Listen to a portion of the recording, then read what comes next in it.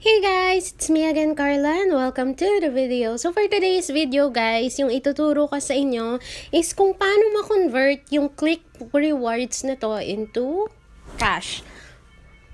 So what you will do is, punta tayo sa Redeem Rewards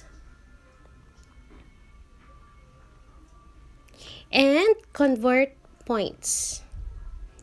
So, as you can see guys, kanina dun sa labas, available until February 14, 2024. So, kung meron kayong maraming points dahil palabili kayo sa 7-Eleven, so why not try to convert it now? Or baka maabutan tayo ng February 14 at hindi na pwedeng ma-convert to cash yung ating Cliqq rewards. So, ayan, what you will do is, as you can see dito sa convert your Cliqq points to Cliqq wallet credits is 2 Cliqq points is equivalent to 1 Cliqq wallet credit. So, ayan, meron akong 2.06 na points and yung pwede kong ma-convert is 2 peso lang.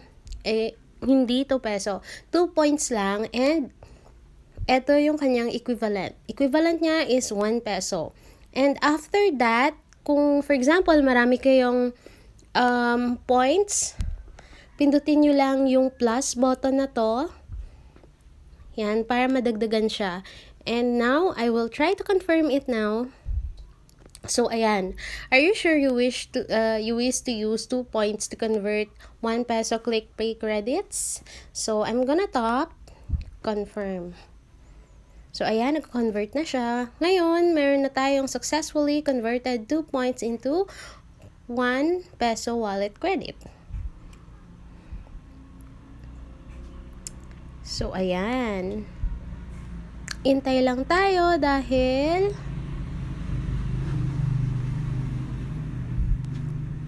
mahina yung load ko.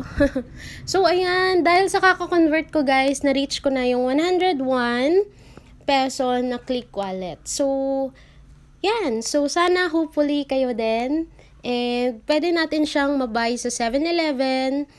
Basta once alam nyo lang yung inyong password. Pwede mo siyang gamitin pag bumili ka ng load. Ayan. And pwede mo siyang isend.